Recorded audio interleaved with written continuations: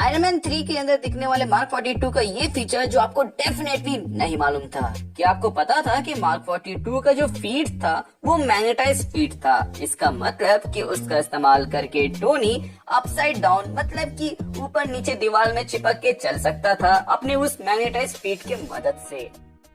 क्या आपको पता है कि मार्वल का एक सुपर हीरो ऐसा है जो थॉर के स्टॉर्मब्रेकर को पिघला सकता है एंड ग्रूट के हैंडल को जला के खाक कर सकता है। अवेंजर्स इन्फिनिटी वॉर में उरू को पिघलाने के लिए डाइन स्टार की पावर लगी थी एंड अगर मार्वल ऑफिशियल्स की माने तो तकरीबन 50,000 केल्विन टेम्परेचर लगा था उरू को लिक्विफाई करने में। एंड कॉमिक्स में फैंटास्टिक फोर की टीम से ह्यूमन टॉर्च अगर सुपरनोवा को अटेंड कर लेता है और उसके बाद वो प्लांट टेम्परेचर को अटेंड कर लेगा जैसा कि वो कर चुका है, तो वो स्टॉर्मब्रेकर ही नहीं बल्कि उरू से बने हर वेपन को पिघला सकता है। बट क्या ये काफी होगा थॉर को हराने के लिए, ये मुझे कमेंट सेक्शन में बताइएगा। शैंग-ची के हाथ में 10 रिंग्स ऑरेंज कलर का ग्लो करते हैं जबकि वेनवो के हाथ में 10 रिंग्स ब्लू कलर का ग्लो करते हैं। ऐसा इसलिए क्योंकि शैंग-ची को ड्रैगन का वरदान प्राप्त था, ठीक उसकी माँ के जैसे, जिसने मूवी के स्टार्टिंग में जब वेनवो से लड़ाई की थी और उससे 10 रिंग्स का कंट्रोल लिया था तो वो भी ऑरेंज कलर का ग्लो करने लगा था। इसके अलावा इस सीन के अंदर आप देख सकते हो कि ड्रैगन की आंखें भी ऑरेंज कलर में ही ग्लो करती है, ठीक वैसे ही जैसे शैंग-ची की रिंग्स ग्लो कर रहे थे, जिससे हम ये तो समझ सकते हैं कि 10 रिंग्स का कनेक्शन इन ड्रैगन के साथ तो है, बट कैंग के साथ इसका कुछ लेना देना है या नहीं, ये तो आने वाले समय में ही हमें पता चलेगा। आपका क्या कहना है इसलिए आप हमें कमेंट सेक्शन के जरिए बता सकते हैं। क्या आपको पता है कि थॉर 4 के एंडिंग में थॉर गॉर को अकेले क्यों नहीं हरा पाया? असल में गॉर के साथ लड़ाई शुरू होने से पहले उसने अपनी पावर्स को इन बच्चों के साथ बांट दिया था, जिसके वजह से उसके पावर्स कम हो गए थे। इसके अलावा जेन फॉस्टर भी थॉर के पावर को यूज कर रही थी, इसलिए थॉर इतना कमजोर था थॉर 4 के अंदर। वैसे ये तो बस एक थ्योरी है, आपका क्या कहना है इसके ऊपर आप हमें कमेंट सेक्शन के जरिए बता सकते हैं। क्या आप जानते हैं कि टोनी या तो अपने सूट को कंट्रोल करने के लिए जार्विस या तो फ्राइडे को ऑर्डर कर रहा था, लेकिन अवेंजर इन्फिनिटी वॉर में उसे किसी भी सिस्टम को ऑर्डर करने की जरूरत नहीं थी क्योंकि वह सूट को ऐसा करना चाहता था क्योंकि ब्लीडिंग एज सूट गैर मौखिक रूप से कम्युनिकेट करने की क्षमता होती है।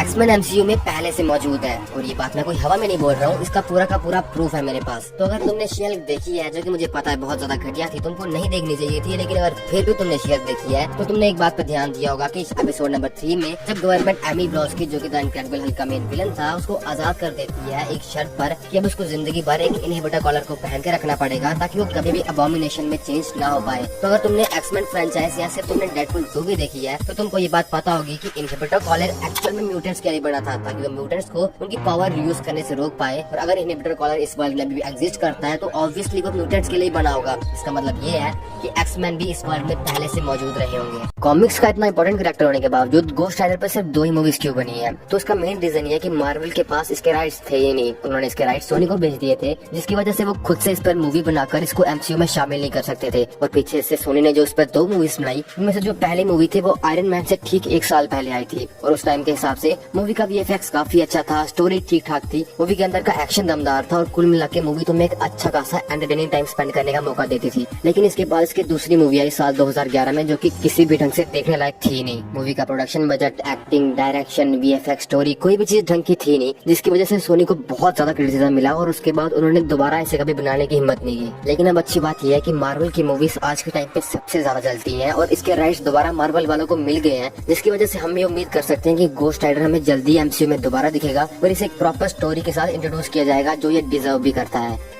14 मिलियन पॉसिबिलिटीज में से सिर्फ एक के अंदर ऐसा क्या हुआ जिससे कि थैनोस हार गया? क्या वो इसीलिए हारा क्योंकि टोनी ने खुद को सेक्रीफाइस कर दिया, या इसीलिए हारा क्योंकि उसके पास गॉन्टलेट नहीं था, या फिर इसीलिए हारा क्योंकि वहाँ पर लोग एक दूसरे से ज्यादा पावरफुल थे? वेल नहीं, थैनोस इसीलिए हारा क्योंकि उसने अपनी ब्रह्मांड के बदलने की दृष्टि को चेंज कर दिया। जो पहले शांति के साथ चुटकी बजाकर ब्रह्मांड का संतुलन बनाना चाहता था, अब वो लोगों को मार कर उनकी जान लेकर ऐसा करना चाहता था। और देखो ये थैनोस अगर 14 मिलियन टाइमलाइन के बाकी थैनोस की तरह अपने बनाए हुए रूट पर चलता या फिर अपनी भविष्यवाणी को फॉलो करता तो ये भी जरूर जीत जाता। लेकिन जब उसने देखा मेरा आइडिया फेल हो गया है, संतुलन के बाद भी लोग पागल हो चुके हैं, परेशान हो रहे हैं, फिर उसने प्लान को चेंज करके लोगों को मारने वाला आइडिया चुना, जिससे कि वो हार गया। उसके साथ फाइट के बाद कैप्टन वहाँ पर अपनी आखिरी उम्मीद के साथ खड़ा रहता है और वहाँ पर कोई पोर्टल खुलने से पहले ही सैम कैप्टन अमेरिका के कम्युनिकेशन डिवाइस से कनेक्ट हो जाता है।